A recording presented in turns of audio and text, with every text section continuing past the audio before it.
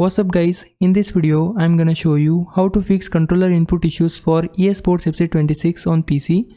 This problem mostly happens if you're playing on Steam and your controller isn't responding properly.